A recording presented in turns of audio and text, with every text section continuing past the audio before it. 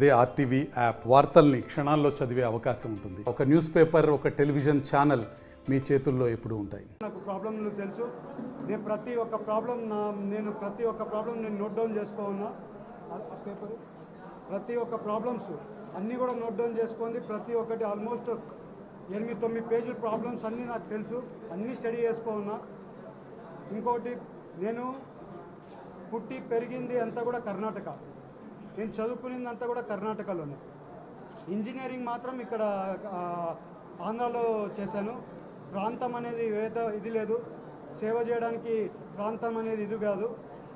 నేను చాలా కార్యక్రమాలు చేశాను.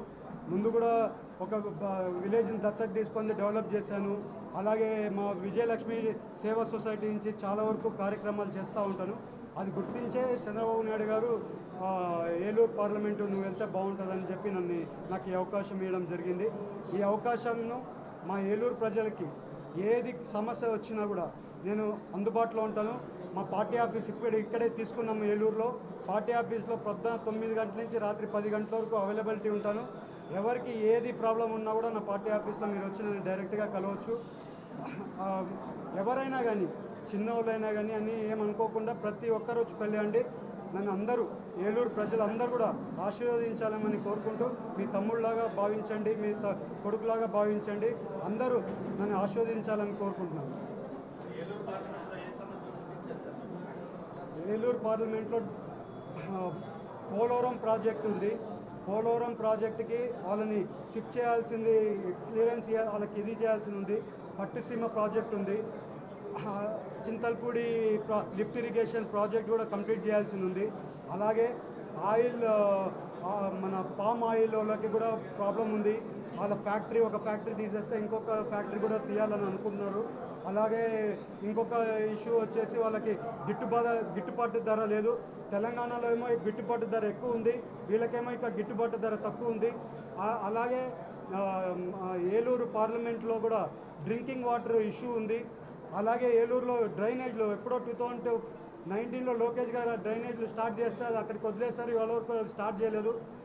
అలాగే ఏలూరు పార్లమెంట్లో చాలా ఇష్యూస్ ఉన్నాయి. కంటిన్యూస్గా నేను చెప్పుకుంటూ పోతే ఆల్మోస్ట్ చాలా ఇష్యూస్ ఉన్నాయి. దాని గురించి ప్రతి ఒక్కటి మళ్ళీ మాట్లాడుకుందాం. నాకు అన్నీ కూడా ఇష్యూస్ అన్నీ కూడా నాకు ఐడియా ఉంది. ఇప్పుడు కుటుంబం అనేది కాదండి,